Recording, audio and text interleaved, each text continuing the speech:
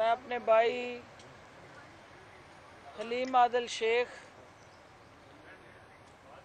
उनके साथी, उनके अहले खाना, पाकिस्तान तहरीक इंसाफ के कारकुनान और सिंध के अंदर पीटीआई के प्लेटफार्म से जहाद करने वाले मुजाहिदों को खराज तहसीन पेश करने आई हूँ। वज़ीर आज़म इमरान ख़ान की हदायत और वज़ीर आला उस्मान बुज़दार साहब की मावनत से सिंध के अंदर पाकिस्तान तहरीक इंसाफ जो जाली जमहूरियत को बेनकाब करने में मसरूफ़ अमल है, इनकी काविशों को सलाम पेश करने आई हूँ। हलीम आदिल शेख साहब जिस तरह बहादुरी से, जुर्रत से, तमाम तर तवानाइयों से अपने बयानिए पे डट के इमरान ख़ान के नज़रिए की आबियारी करने के लिए सिंध में अपोजिशन लीडर का किरदार अदा करते हुए जो मुकदमात के तगमे अपने सीने पे सजा रहे हैं, उनके इस अवाम दोस्त किरदार को खराज तहसीन पेश करने आई हूँ और इस अज़म के साथ के वो जमहूरियत का चेहरा जो हमेशा पीपल्स पार्टी ने दुनिया के सामने अपने इक़्तिदार के हसूल के लिए पेश किया और दुनिया को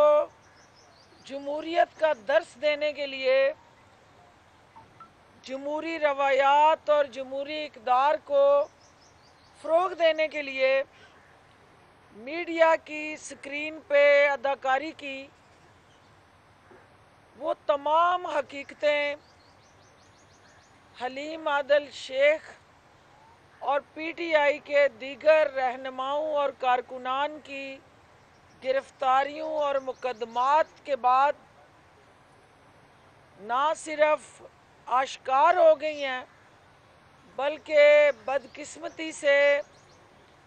पीपल्स पार्टी का उनके साथ जुड़ा जो सिंध हुकूमत का किरदार है, वो भी बुरी तरह से बेनकाब हुआ है। आज हलीम आदिल शेख साहब की फैमिली को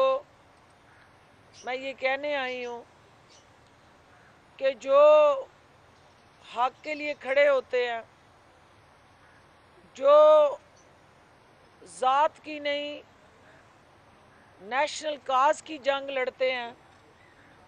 जिनका मकसद और सोच का मरकज़ और महवर ओमनी ग्रुप, फलूदे वाले, पापड़ी वाले, छाबड़ी वाले के अकाउंट्स नहीं होते, पिसे हुए मजलूम की आवाज़ बनने के लिए जो खड़े रहते हैं, उनके इम्तिहानात आते हैं, मुश्किलात आती हैं,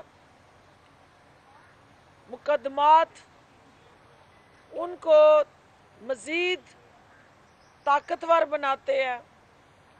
वो घबराया नहीं करते, ना पीछे मुड़ के देखते हैं, उनकी नज़र अपनी मंजिल की तरफ होती है। तो आज हॉस्पिटल के अंदर हलीम आदिल शेख साहब की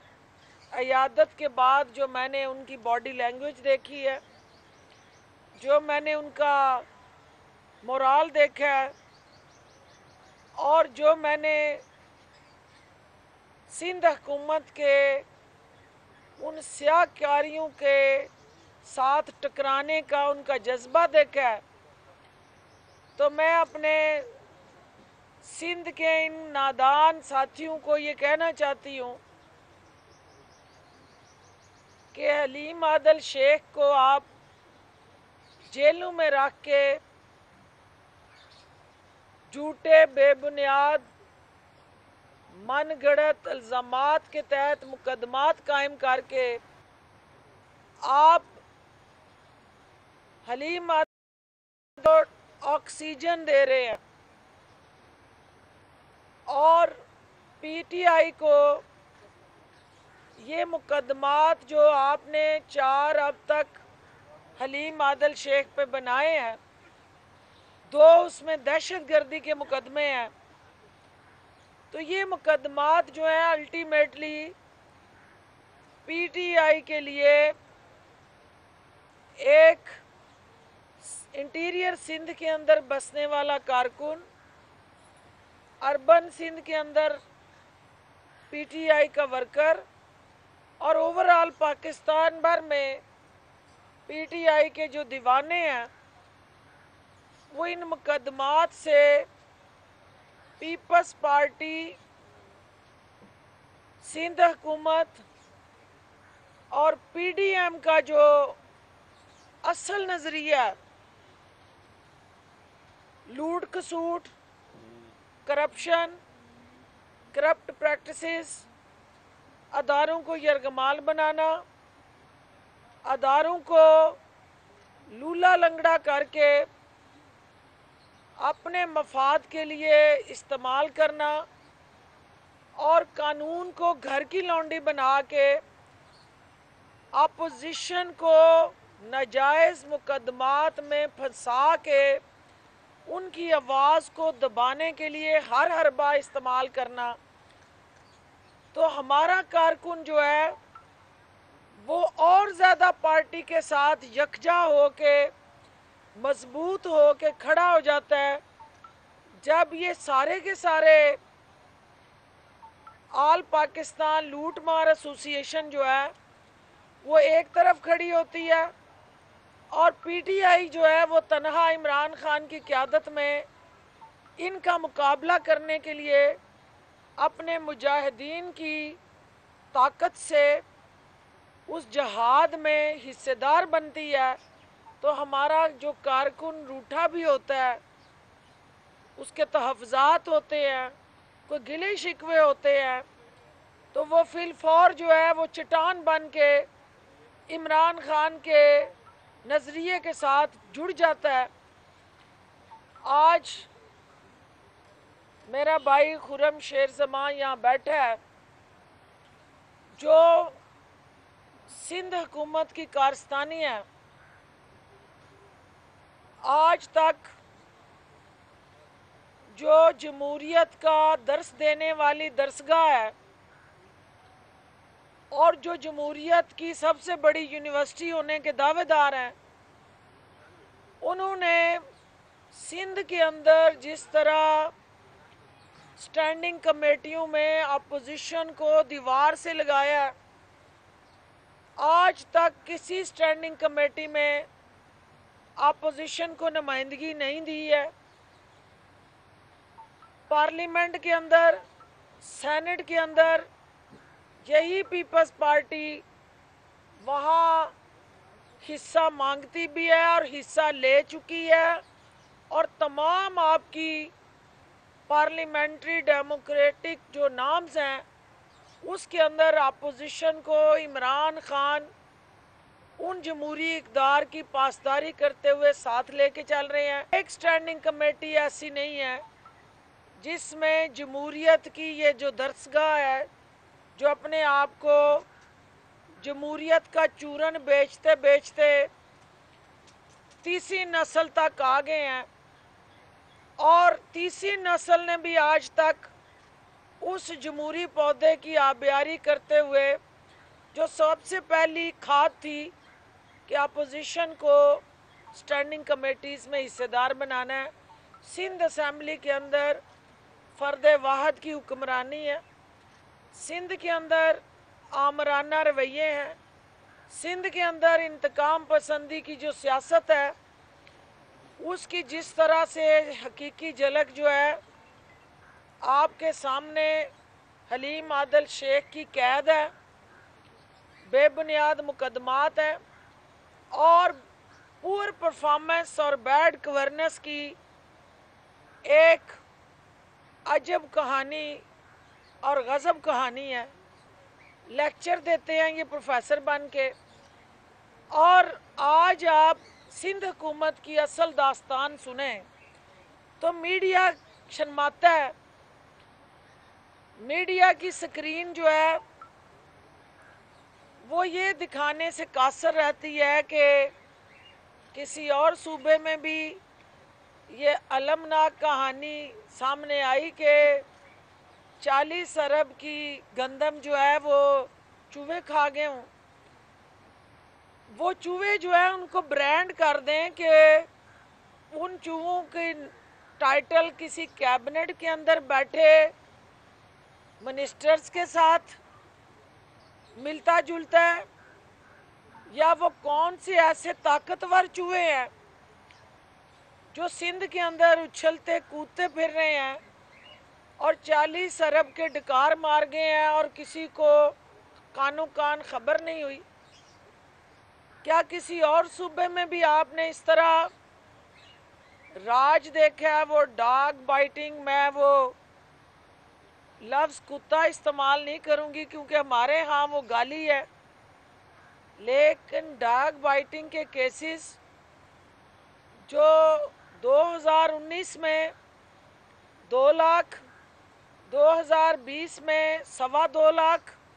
और अभी 2021 में 3 महीनों में उनकी तादाद 48,000 से तजावज़ कर गई है। तो ये अब कामा के अंदर आपने फैसला करना है कि असल राज किनका है, और सिंध के अंदर जो कुछ हो रहा है वो सिंध हुकूमत किसी कानून को जवाब दे है, किसी आइन को जवाब दे है, सिंध के अवाम को जवाब दे है, सिंध की असेंबली को जवाब दे है, वो किस को जवाब दे है। और आज पीडीएम का एक थिएटर जो है वो यहाँ लगा हुआ सर्कस का, जहाँ आपने देखा कि शाही ख़ानदान और ज़िले सुबहानी के नज़रिए के साथ जो पीपल्स पार्टी ने यारी लगाई थी वो टूट गई है तड़क करके। और अब जो है यहाँ जरदारी साहब और उनके दरबारी और फिर नून लीग के हवारी, इन सब ने मिल के जिस तरह इमरान खान को घर भेजने के लिए बगलें बजाई थी, आपके सामने है कि इमरान खान तो घर नहीं गए, लेकिन वो बगलें बजाते बजाते इन्होंने खुद अपने खिलाफ बगल बजा दिया। और वो जो बगल बजा आज जाती उम्रा के अंदर आओ अंदलीब मिल के करें आओ जारियाँ, जाली राजकुमारी मौलाना के कंधे पे सर रख के आए और सिसकियाँ भरने जा रही है। जो एटम बम बिलावल भुट्टो साहब ने हुकूमत पे चलाना था, सिंध हुकूमत से वो एटम बम जो है वो पीडीएम पे और ख़ास तौर पे मौलाना फजलुर रहमान पे चल गया है। और किस खूबसूरती से जरदारी साहब ने और पीपल्स पार्टी ने मौलाना फजलुर रहमान और नून लीग को मामू बना दिया है। आज सिंध के अवाम को 15 साल से मामू बनाने वाले जो थे, उन्होंने पीडीएम को भी मामू बना के ये साबित कर दिया है कि ये मामू की जो सियासत थी वो अल्टीमेटली